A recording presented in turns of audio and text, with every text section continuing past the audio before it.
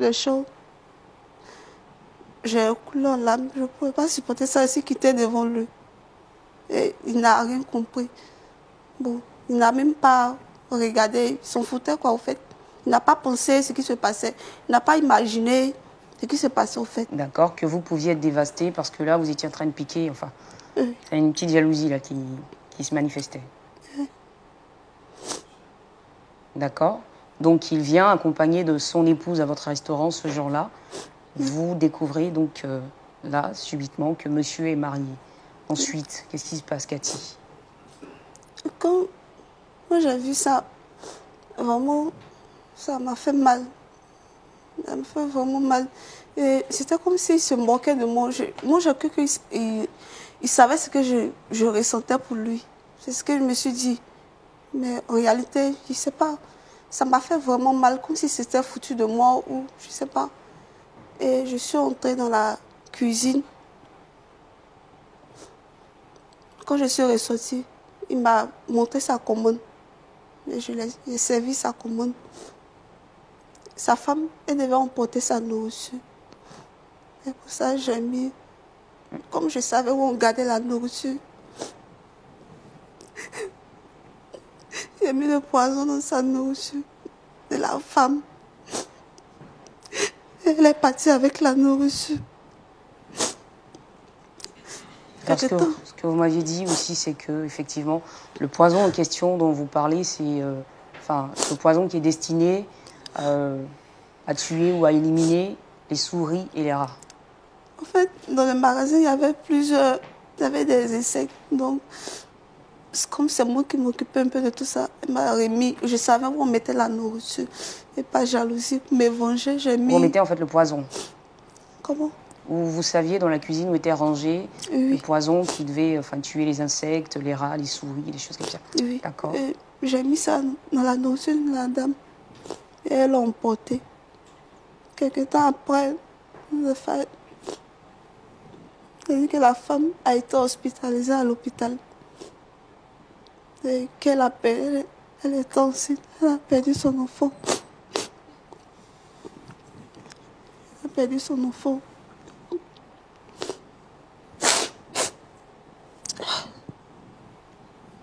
Oh. Moi, je ne savais pas. Je savais que c'était moi, mais ma patronne est venue nous dire que il y a une dame qui a perdu la femme de l'un de nos clients, sa femme qui a failli mourir, qui a perdu son enfant. Mais Dieu merci, elle va bien. Et qu'elle a dit ça. Moi, j'avais peur. Parce que quand j'ai su qu'elle a été amenée à l'hôpital, j'ai su que le produit avait agi dans son ventre. Donc, du coup, j'ai eu peur. Mais quand on m'a dit que ça allait maintenant, j'ai dit Dieu merci. Et puis, après ça, j'ai plus eu les nouvelles du monsieur. Moi, la santé de la femme, ça m'importait, mais moi, je voulais revoir le monsieur. Mais ça n'a pas été possible parce qu'il est parti. Et jusqu'à présent, je ne sais pas où ils sont. Mais est-ce que vous avez su pourquoi ils sont partis de cette région? Qu'est-ce qui s'est passé? Il y a eu une affectation, quelque chose comme ça? Pourquoi ils sont partis? Il a été affecté parce qu'il a su, peut-être qu'après c'était moi, je ne sais pas. Mais sa femme, après, ce qu'on a pu apprendre, c'est que la femme ne pouvait plus enfanter, par ma faute. Elle a perdu l'enfant, elle ne pouvait plus enfanter. Donc, vous êtes aussi peut-être à la recherche de ce monsieur-là aujourd'hui? Oui. Et sa femme pour tenter de recoller les morceaux aussi? Là où elle est, là où elle se trouve, je lui demande pardon. Parce que j'ai tué cet enfant. J'ai tué cet enfant, il n'avait rien à voir. Je demande pardon.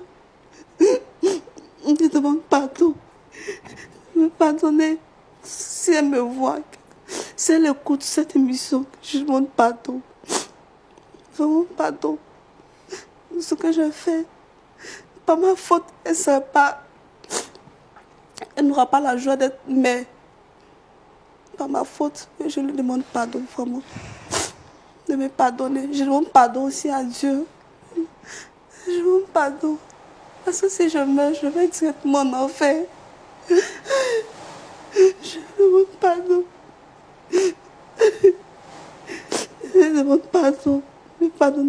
péché que j'ai pu commettre. Je ne veux pas mourir, je ne veux pas aller en enfer. Je demande pardon. Là où elle est, si elle me voit. Je demande pardon. Pardonnez, priez pour moi. Je ne veux pas mourir. Je ne veux pas aller en enfer.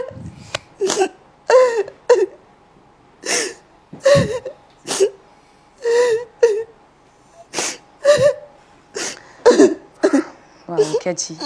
Alors Cathy, essaie de te relever, voilà, essaie de te relever et te rasseoir dans ton siège. Public, quelqu'un aurait-il quelque chose à dire à Cathy sur sa situation, sur son histoire? Quelqu'un souhaiterait parler, intervenir, peut-être pour trouver des mots d'apaisement pour elle, avant bien sûr qu'on analyse avec le pasteur Adebayo son histoire. Salut Claudia. D'accord. Alors ce soir, ça ne va pas bien, parce qu'on a un cas qui est assez triste aussi, sous nos yeux. Voici une histoire aussi terrible, qui cherche le pardon après avoir commis l'irréparable. Pasteur Adebayo, tout de suite, qu'est-ce qu'on peut dire d'entrée de jeu pour analyser sa situation ou son histoire? C'est triste pour Cathy. C'est triste.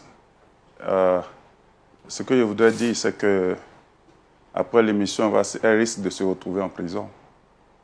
Si jamais la femme suit ça, est-ce qu'elle est prête à assumer? Parce que si elle demande pardon à Dieu, Dieu peut pardonner, mais il peut permettre aussi la sanction. Il peut permettre aussi que la souffrance demeure. Mais il faut être prêt à supporter aussi. Comme David a dû souffrir du décès de son enfant, né d'un acte adultérien avec la femme de quelqu'un d'autre. En dépit de ces 3 jours de jeûne, l'enfant est décédé, il a accepté. Donc il faut qu'elle soit prête à assumer. Nous ne souhaitons pas qu'elle se retrouve en prison, mais elle dit que s'exposer publiquement comme ça, ce n'est pas facile. Mais elle risque d'avoir des difficultés. Maintenant, venons à l'acte qui a été posé. Ouais. Je ne connais pas l'instituteur, mais je dirais que la responsabilité est double. Effectivement. La première incombe à l'instituteur qui trouve une jeune fille. Je ne sais pas si elle est chrétienne d'abord. On va vérifier. Alors Cathy, dis-nous, à cette époque où se passaient ces événements, est-ce que tu avais déjà fait la connaissance, enfin la rencontre de Christ? Non, je n'étais pas chrétienne. Et maintenant? C'est maintenant. Maintenant que tu as accepté le Seigneur. Ah, oui. Alors, on analyse des actes, une histoire entre 2 inconvertis. 2 inconvertis, 2 païens. Bon, qu'est-ce qu'il faut dire en tant que pasteur? Parce que le païen, tout ce qui se passe entre les païens, c'est toujours bizarre. Et c'est quand ça vient de l'acte d'un chrétien que ça choque.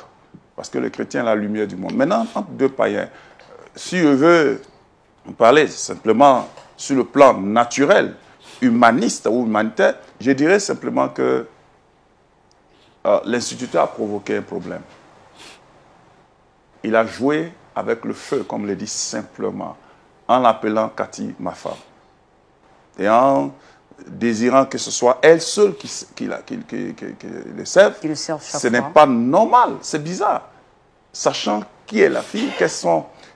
il y a des filles qui croient facilement, même quand au début elles résistent, mais après finissent par s'attacher. Et un adulte, je ne sais pas son âge, mais un adulte quand même, qui est marié, et qui joue avec la vie de quelqu'un d'autre. Ma femme, c'est toi qui vas me servir, ma femme. Donc, il faisait croire à Cathy qu'il avait quelque chose pour elle. Et un jour, il s'amène avec sa femme, et elle s'effondre en larmes. Ce qui est vraiment bizarre, vous voyez. Et il retrouve sa femme, perd son enfant, et puis être dans l'incapacité d'enfanter. Voilà. Donc, c'est des jeux qu'il ne faut pas faire. Appeler quelqu'un d'autre, ma femme, des jeunes filles, des adolescentes, ma femme. Moi, je n'ai jamais aimé ça, franchement. La Bible même ne nous déconseille cela. Les paroles déshonnêtes, les plaisanteries. Le chrétien doit avoir des paroles dignes, des paroles d'honneur. Parce que c'est de l'abondance du cœur que la bouche parle. Mais lui, c'est un païen, ça se comprend. Et ça, c'est l'habitude de plusieurs personnes. Maintenant, quant à Cathy qui est devant nous, je dirais que elle n'était pas chrétienne. Donc, c'est comme ça, plusieurs se marient sous les arbres de passage, dans les bars, dans les restaurants, dans les de passage. Il suffit que quelqu'un les sourit un peu et dit, ah, mais celui-là peut être mon mari. À un certain âge, les gens cherchent à se marier, surtout quand il est bien, sans savoir qui il est. Sans savoir qui il est. Elle s'attache déjà. Elle espère déjà. Mais c'est mauvais de bâtir son cœur ou de fonder son cœur sur ce qu'on a. On ne connaît même pas. Elle ne connaît même pas ce monsieur. Et déjà, elle se fie à lui. Déjà, elle rêve. Quand on rêve, on se réveille. Et quand on se réveille, on se rend compte que c'est un rêve. Mais des rêves qui laissent des douleurs. Et c'est son cas. Plusieurs douleurs de conscience. C'est vrai qu'elle dit qu'elle a rencontré le Seigneur et tout ça, mais elle continue de pleurer. Parce que l'enfant est mort, l'enfant qui était dans le sein maternel est décédé, ça pèse sur sa... Elle est maman, enfin, elle est jeune fille, elle espère avoir des enfants, elle se met à la place. Comment être capable d'empoisonner quelqu'un? Pour rien au monde. Pour rien. Quelqu'un qui ne t'a même pas dit, je vais t'épouser, et puis qui après fait autre chose. Même si quelqu'un fait cela, tu n'as pas besoin qu'il meure, et que sa femme meure. Tu n'as pas besoin. Et puis il ne peut jamais être ton mari. Tu ne veux pas tuer quelqu'un et une femme prendre son mari et puis toi penser que tu vas survivre là. L'acte que tu as posé te rattrapera. Même si le monsieur te pousse, te rattrapera. Et les païens sont aveugles. C'est pourquoi la Bible dit, Paul dit que le Dieu de ce monde a aveuglé l'intelligence des gens de ce monde. Au point qu'ils ne voient pas briller l'évangile de Christ. Cet évangile qui nous sauve la vie et qui nous préserve de bien de douleurs dans lesquelles elle se trouve aujourd'hui. L'évangile est supérieur. Et quelqu'un qui embrasse l'évangile, il est éclairé et il marche dans la lumière de Christ. Il ne peut pas nuire à quelqu'un. Alors, Cathy, qu'est-ce qu'il faut faire? On pourrait dire, qu'est-ce qu'il faut faire? La première chose qu'il faut faire, c'est de s'attacher réellement à Christ. Ça, ton engagement est bien, tu es venu au Seigneur, c'est le seul qui peut te consoler.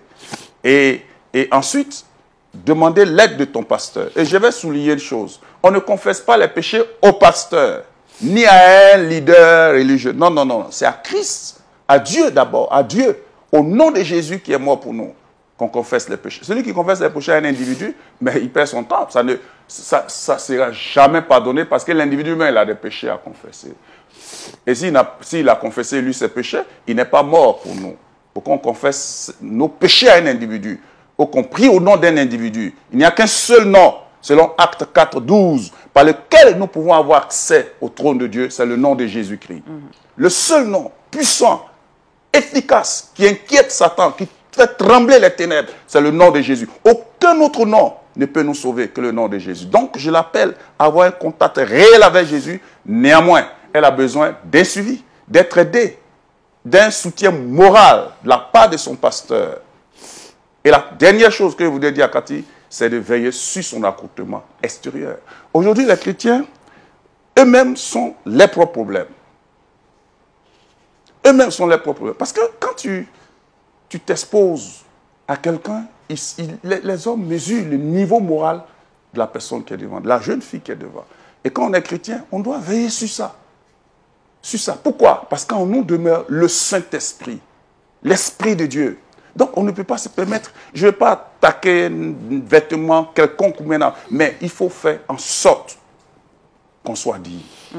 Quelqu'un qui peut désirer une fille à cause de son accoutrement, son extérieur, en réalité, c'est difficile qu'il reste fidèle. Parce qu'il va toujours désirer des choses et quand la vieillesse va arriver, il va rêver ailleurs. Donc, il faut que Cathy veille dessus. Il faut qu'elle veille sur ça et qu'elle se consacre à Dieu, qu'elle arrête de continuer à pleurer. Si véritablement elle a confessé ses péchés au Seigneur, Dieu lui pardonnera. Elle aura la paix du cœur. Maintenant, ce qui s'est passé, Dieu est souverain. Dieu est souverain. Peut-être qu'elle aura l'occasion de les rencontrer, mais il faut qu'elle soit sage. Parce que si elle va avouer à la femme, que c'est moi qui ai fait ceci, ah non, non, non, non. Elle risque d'avoir plus de problèmes. À moins que la femme soit chrétienne et qu'elle accepte de pardonner. Et le monsieur d'ailleurs aussi. Mais il serait sage qu'elle demande l'aide de son pasteur pour qu'on l'encadre et qu'on l'aide. Ce sens-là, c'est ce que je peux dire. Merci beaucoup, pasteur Adebayo. Allez, une fois de plus, on va applaudir. Hein. Merci beaucoup. Alors Cathy, voilà, tout cela a été dit pour toi. On a compris ton histoire et je pense que toi aussi tu as compris effectivement tout ce qui a été dit, tout ce qui a été donné comme conseil. Tu as bien compris, c'était très courageux de ta part de venir jusqu'à ce plateau pour confesser, pour avouer. Souhaiterais-tu dire quelque chose bien avant que nous partions d'ici Mais sinon je comprendrais si tu n'as rien à dire. Sinon je comprendrais. J'aimerais dire. Merci. Merci au pasteur. Merci à vous tous de m'avoir écouté. Vraiment, j'arrive pas à dormir à cause de ça. Je ne dors pas chaque jour. Souvent, la femme vient en rêve. Elle me fatigue beaucoup. Je ne sais pas où je vais la trouver pour lui demander pardon. Et là, depuis quelque temps, j'ai rencontré quelqu'un. Il s'est même présenté à mes parents, tout et tout. Et on cherche un enfant. J'arrive pas à enfanter. Pour ça, je ne sais pas si c'est le péché qui me suit. Mais je vais juste demander pardon à Dieu. C'est clair, c'est-à-dire que l'histoire, en fait, l'histoire devient, enfin, se creuse encore un peu plus. Et forcément, si on donne encore la parole au pasteur Adebayo, ça va rallonger. Mais on va raccourcir, je comprends. Une autre fois peut-être. Mais en tout cas, pasteur Adebayo, je pense qu'il a aussi besoin de prières là, parce que c'est vraiment des tourments. Un petit mot avant la prière. Parlons, moi, déjà, je suis plus petit que toi. Bon, mais vraiment un petit mot, quoi. Pasteur Adebayo. Je dis un petit mot. Juste un petit mot. D'accord, allez-y. Alors, je voudrais dire à Cathy, tu vois, dans la Bible, il y a un homme qui était plus méchant que toi, enfin, aussi méchant que toi, qui a tué des chrétiens, qui les jeté en prison, et qui a soutenu le maître d'un des diacres de l'église, la première église de Jérusalem, et qui avait reçu un ordre de mission pour aller à Damas, fermer les églises, jeter les chrétiens en prison, arrêter tous ceux qui croient en Jésus-Christ, qui embrassent la foi chrétienne. Quand sur la route, il a rencontré le Seigneur, cet homme-là, ce métrier, est devenu un serviteur dans les mains de Dieu. Et il dit, ça lui fait mal, mais il rend grâce à Dieu qu'il l'a sauvé. Et il se considère comme tout petit. Parce que avec ce qu'il a fait à l'église, mais il n'a jamais fait mention de ce qu'il est en train de pleurnicher, de ce que Dieu ne lui a pas pardonné, il ne sait pas s'il ira au ciel. Il dit, lui-même le dit, il dit, j'ai l'assurance de mon salut. Si je vis, ce n'est plus moi qui vis, c'est Christ qui vit en moi. Alors Cathy, si tu as vraiment confessé tes péchés à Jésus-Christ, Dieu te pardonne. Et tu dois être en paix. Tu as compris? Tu étais païenne, ça c'est, les choses anciennes sont passées. Ça c'est ton passé. Dieu te pardonne. Tu as compris? Alors, sois sûr que le sang de Jésus est efficace pour te pardonner et ne rappelle plus ces choses. Même si tu as un problème, confie-toi à l'Éternel. Espère en lui. Dieu interviendra. Tu as compris? Voilà, nous allons prier donc. J'ai été bref. Oui, effectivement. Ouais. Te bénis.